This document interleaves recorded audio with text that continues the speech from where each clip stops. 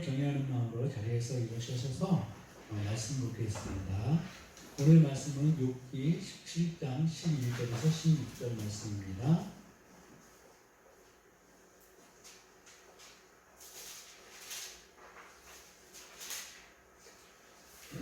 김기순 사모님도 일어나셨으면 좋겠습니다.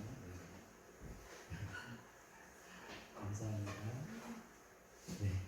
우리 네, 교독하겠습니다. 제가 먼저 읽겠습니다. 나의 날이 지나갔고 내 계획, 내 마음의 소원이 다 끊어졌구나.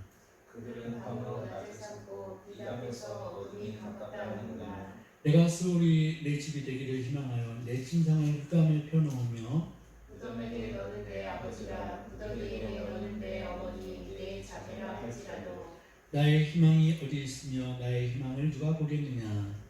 우리가 흙속에서 쉴 때에는 희망이 수월의 문으로 내려갈 뿐이니라. 아멘. 자리 앉으시겠습니다. 오늘 본문 말씀은 욥기 16장과 17장을 중심으로 말씀을 나누겠습니다. 오늘 본문의 말씀 제목은 어쩌다가 이렇게 지었는지 모르겠지만 지옥을 지나며 만나는 하나님입니다. 바야흐로 욥은 사람들이 죽어서야 갈 수 있는 지옥을 지금 눈앞에 생생히 체험하고 있습니다. 욥이 겪는 고난이 그렇죠? 그것이 지옥이 아니라고 누구도 말할 수 없을 것입니다. 자녀를 10명이나 둔 다복한 집에 물질은 풍성이 있고 자신이 속해져 있는 공동체에서는 항상 대우를 받던 욥이었습니다.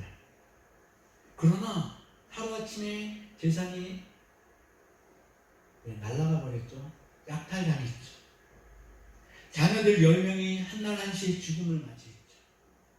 거기서 끝나지 않고 욥의 몸엔 한센병으로 추정하는 병이 들어서 온몸이 가려워 기압장으로 몸을 긁어내지 않으면 견딜 수 없는 그런 악화된 상황이 지속되고 있습니다. 여기가 지옥이 아닐까요? 네, 욥에겐 지옥이었을 겁니다.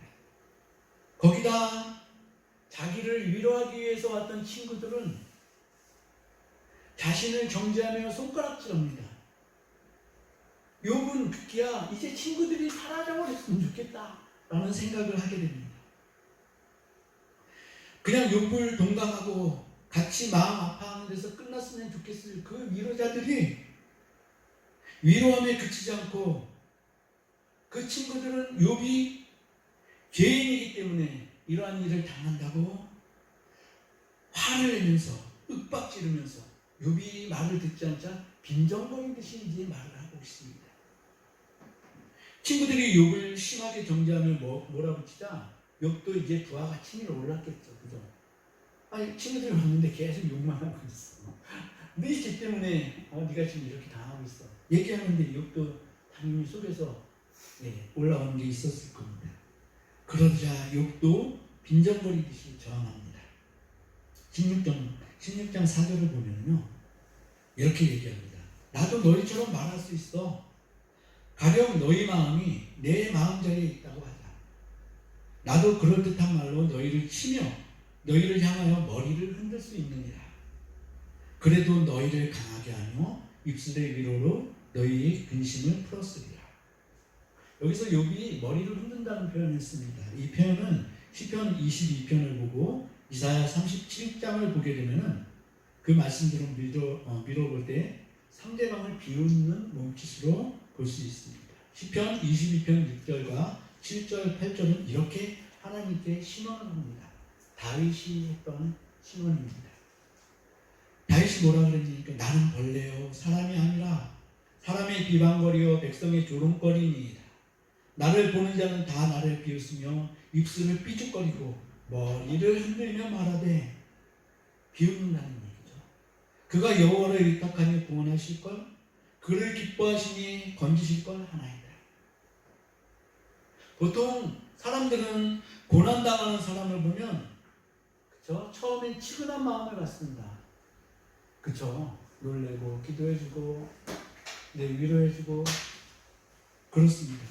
그러다 그 고난엔 그가 무언가 감추어진 잘못된 어떤 삶의 결과라고 생각하게 그렇게 발전이 되는 것을 보게 됩니다. 하늘이 내린 천벌이라고까지 이야기하며 머리를 흔듭니다. 저도 그런 적이 있습니다. 네. 이사야 37장 22절을 보니까요, 이렇게 나옵니다. 여호와께서 그에 대하여 이같이 이르시되 처녀딸 시온이, 이건 하나님이 비우시더라는 그 표현입니다. 처녀딸 시온이 너를 멸시하며 조소하였고 딸 예루살렘이 너를 향하여 머리를 흔들었느니라. 이 말씀의 배경은 아수르의 왕 사네립이 유다를 침공할 때에 사네립이 뭐라고 하니까 너희들이 믿는 신은 아무것도 아니야. 너희들을 구원해 줄 수도 없고 너희들을 방패가 되어주지도 못해 라고 하나님이 비웃는 그러한 얘기를 합니다. 네, 그랬더니 그때 왕이 누구였니까 왜 생각이 안 나죠? 갑자기. 네, 굉장히 유명한 왕입니다. 누구일까요? 야, 이렇다니까요. 여러분들 나이를 먹으면 이렇게 됩니다. 히스기야입니다. 네. 이 히스기야가 이 얘기를 가지고 하나님 전에 나아가요.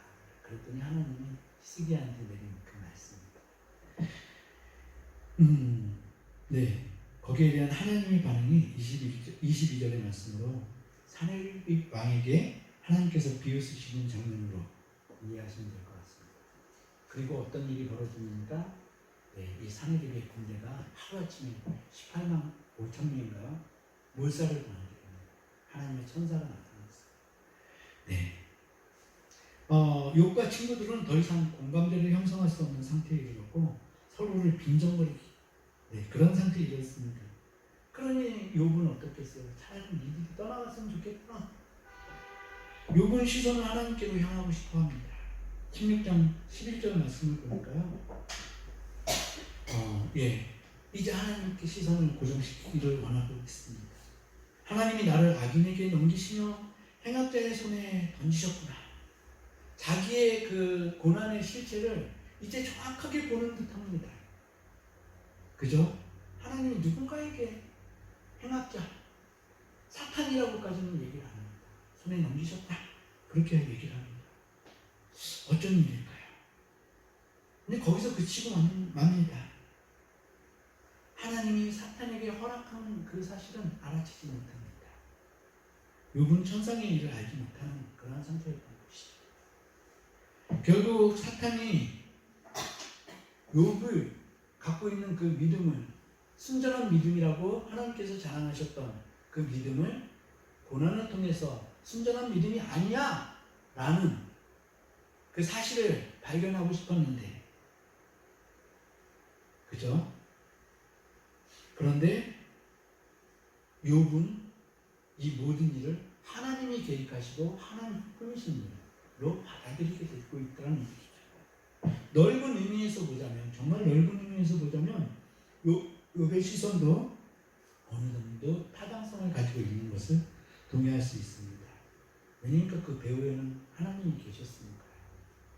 욥은 사탄이라는 존재를 모르고 있었던 것일까요? 네, 모르고 있었던 것 같습니다. 하나님을 믿으면서 사탄의 존재는 그의 뇌리에 없는 것 같습니다. 한 번도 이런 일이 없었기 때문입니다. 그냥 한 번쯤은 의심할 만도 한데 오직 욥은 하나님께만 시선을 둡니다. 그리고 하나님이 자신을 적대시한다고 절망하고 있습니다. 이 절망은 자신의 미래에 대한 소망을 완전히 앗아가 버립니다. 한치 앞을 예상할 수 없는 이 암담함, 혹시 그런 상황을 겪어보셨나요? 이 암담함에 놓이고 비극 그 자체에 자신의 전 존재가 갇힌 것 같은 무력감에 휩싸이게 됩니다. 그는 참을 수 없습니다. 하나님께 이미 재판을 신청한 욥이지만 이마저 무시당하자 욥은 완전한 패닉에 빠져듭니다. 16장 7절, 8절, 9절을 보시면 이렇게 나와 있습니다. 이제 주께서 나를 피로하게 하시고 나의 온 집안을 패망하게 하셨나이다. 주께서 나를 시들게 하셨으니 이는 나를 향하여 증거를 삼으시니라. 나의 파리한 모습이 일어나서 대면하여 내 앞에서 증언하리이다. 네, 하나님께서 자기를 버리셨다는 겁니다. 그는 진노하사 나를 찢고 적대시하시며 나를 향하여 이를 갈고 원수가 되어 날카로운 눈초리로 나를 보시고. 예전에 우리가 그 찬양 연습을 할 때 여호와는 나의 목자시니 이 찬양 아시죠? 그런데 그거를 찬양을 발음을 좀 세게 하시면요 어떻게 되니까 여호와는 나의 목자시니 여호와께서 나의 목을 짜신대요. 그게 잘하셔요. 그렇게 되면 어떻게 돼요? 눈이 튀어나오고 이런 일이 없어야 되겠죠. 네, 문득 그때가 생각나서 네. 오늘 본문의 말씀처럼 나의 날이 지나갔고 내 계획, 내 마음의 소원이 다 끊어졌구나. 그들은 밤으로 낯을 삼고 빛 앞에서 어둠이 가깝다 하는구나. 이 말은 무슨 얘기입니까? 욥의 친구들이 자신을 속이고 있다라고 생각하는 거예요. 밤인데 자기에겐 너무나 깜깜한 밤인데 낮이 가깝다 라고 얘기를 하고 있다는 얘기죠. 결국 욥은 죽음을 반감없이 원하게 되는데 하나님이 그를 천상에서 맞아들일 것 같지 않다라는 뜻을 또 피력을 합니다. 내가 수월이 내 집이 되기를 희망하여 내 침상을 흑암에 펴놓으니. 여기서 수월은 다 아시듯이 음부를 얘기합니다. 이 음부는 지옥을 말하고 있는 것이죠. 하나님이 자신을 적대자로 삼으신 것 같이 느껴지는 욥이었기 때문에 결국 자신이 영원히 있어야 할 곳도 지옥이라고 판단하게 된 그 지옥에는 그런데 희망이 있습니다.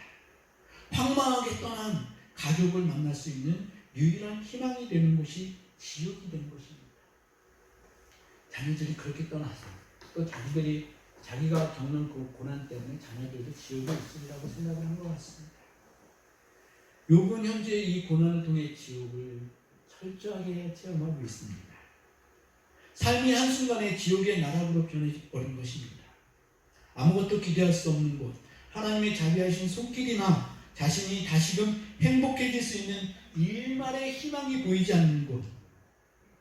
욥이 살고 있는 현실은 완전한 지옥입니다.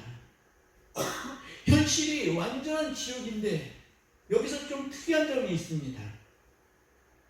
욥은 희한하게도요 자책을 하지 않고 있습니다. 우리가 어떤 어려운 일, 정말 절망적인 상황에 빠져들고 그 상황이 계속 지속이 되면은 우리 스스로는 자책을 하게 됩니다. 보통의 사람들은 다 이렇습니다. 그래, 내가 예전에 이렇게 했기 때문에 이런 일을 당하고 있는 것이야 라고 자책을 하게 되는데 욥은 희한하게도요 자책을 하지 않습니다. 희한하지 않습니까?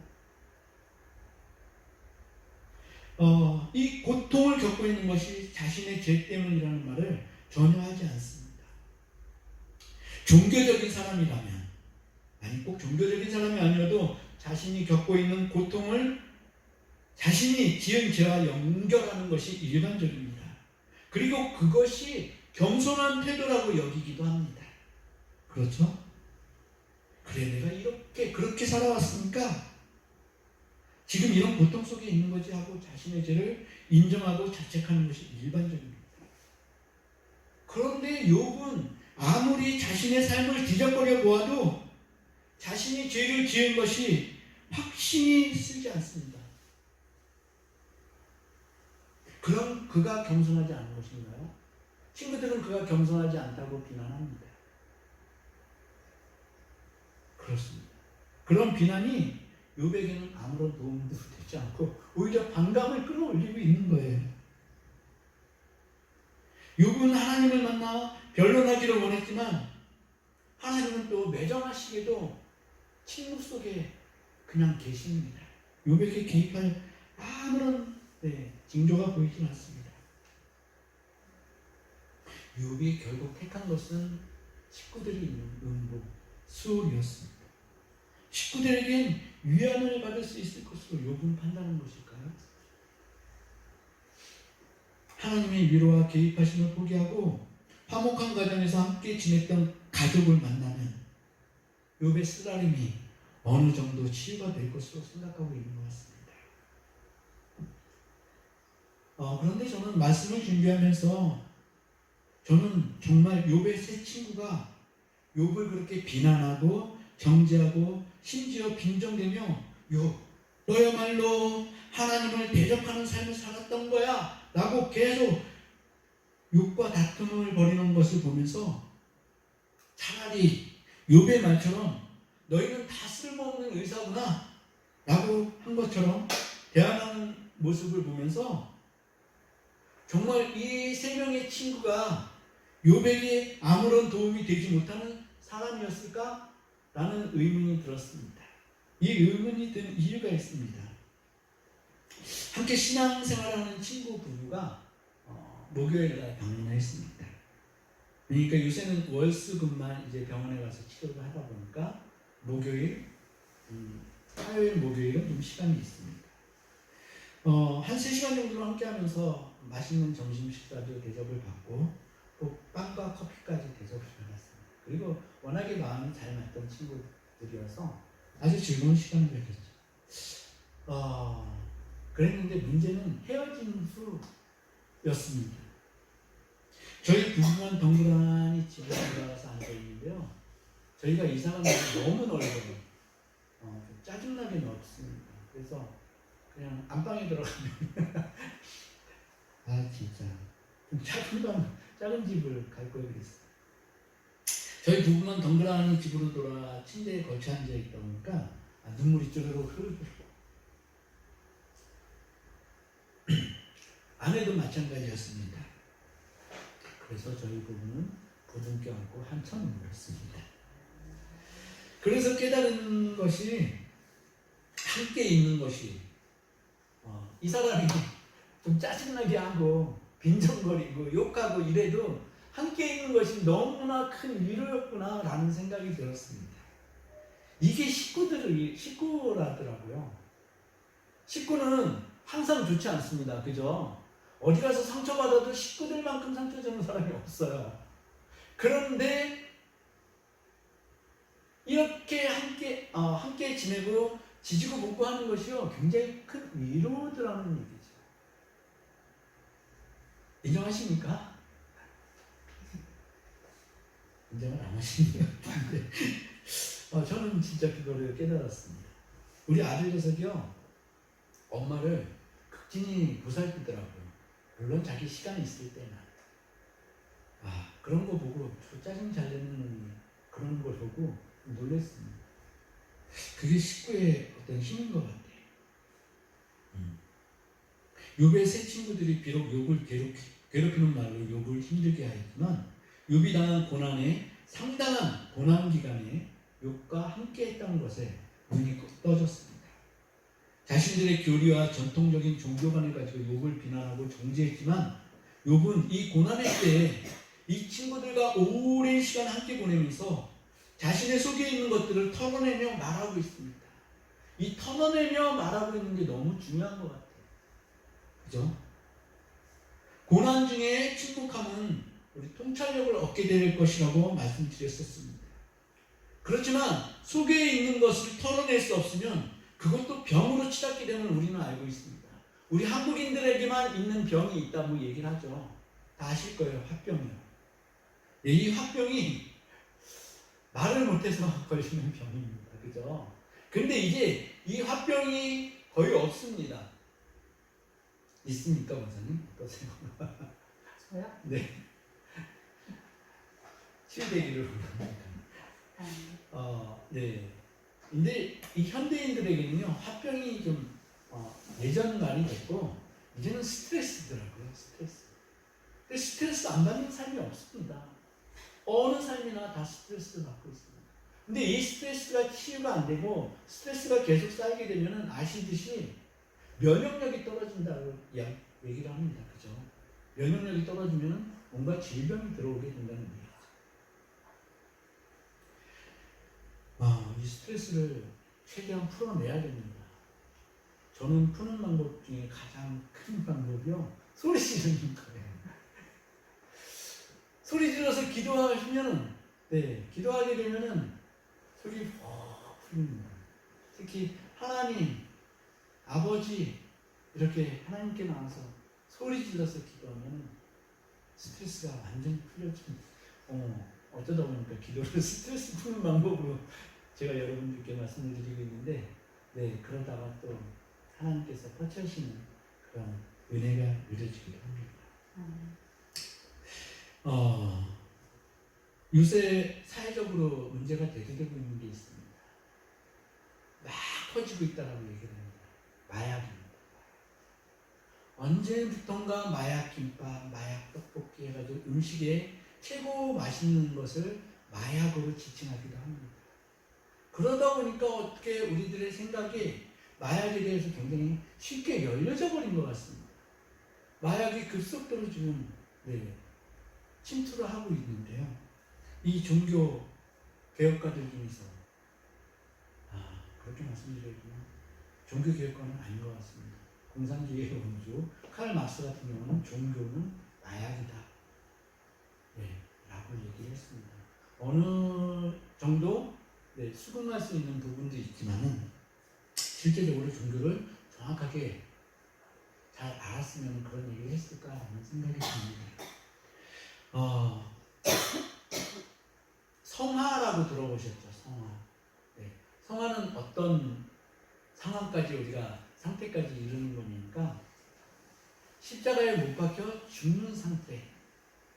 예수님이 그 몸으로 표현하신 그 사랑, 거기까지 이르는 것이 성화의 완전한 모습이라고 저는 그렇게 생각되었습니다. 그건 무슨 얘기니까요? 성화는 내 자신을 위해서 살 때에는 이루어질 수 없다라는 얘기입니다. 완전한 성화는 남을 위해서 헌신할 때, 섬길 때 이것만이 이루어질 수 있다. 저는 그렇게 생각이 들었습니다. 저는 아내가 쓰러지고 이후 재활을 거치면서 처음엔 단순하게 생각했어요. 이제는 내가 두 사람 목만 하면 되지. 그쵸? 정말 그렇게 생각했습니다. 그런데 지내보니까요, 두 사람 몫이 아닙니다. 제가 옷을 입는다고요? 한 번 입고 다시 벗고 한 번 다시 입는 거, 이게 두 사람이거든요. 밥을 먹는다고요? 한 공기 먹고 한 공기 더 먹는 거, 이게 두 사람 몫이에요. 그런데 그게 아니더라고요. 세 사람, 네 사람의 몫이 필요하더라. 그러다 보니까 저는 지치고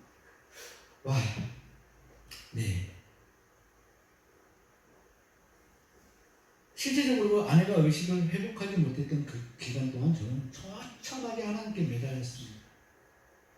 저는 그렇게 기도하고 또 기도했습니다. 하나님, 김기순 살려주세요. 어느 날은 너무나 큰 통곡이 밀려왔는데 내가 이렇게 살아서는 천국 백성이 아니라 지옥에나 적합한 삶을 살고 있었음을 보았습니다. 지옥의 문턱에 서 있는 나의 모습, 생각만 해도 끔찍하지 않습니까? 하나님은 저의 기도에 신실하게 응답하셨습니다. 그런데 저는 아내의 간병을 하면서 병원에서 계속 기숙을 한다는 게 정말 힘들어서 미칠 지경이 됐습니다. 이제는 병실이 지옥이 된 것이죠. 좁은 병실에 대단히 많은 사람들이 섞여 사니까 정말 스트레스가 심합니다. 새벽 2, 3시에 꼭 일어나셔서 화장실에 가셔가지고 방구를 뻥뻥 켜야 되는데 그 소리가 다 들립니다.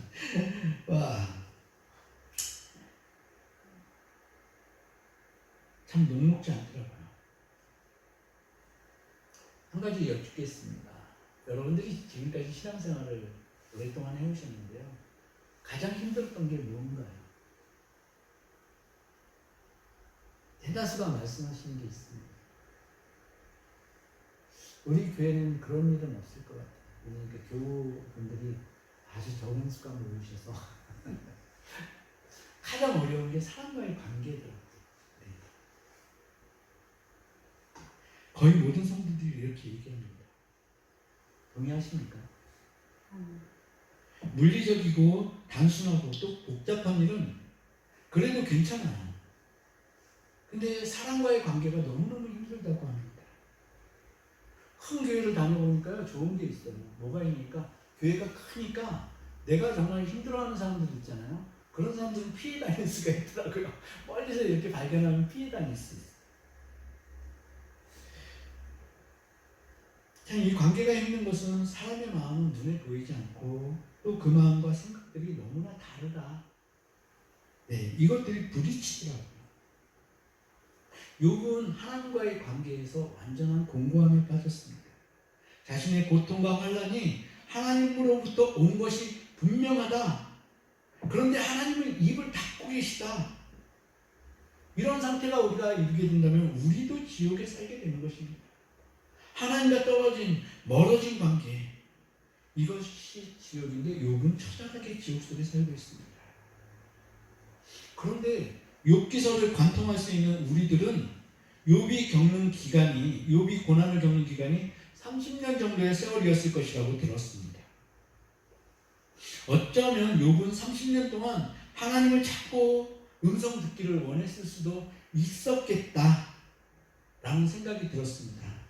욥이 30년 동안을 하나님을 찾았다면 욥의 그 고난받은 기간 동안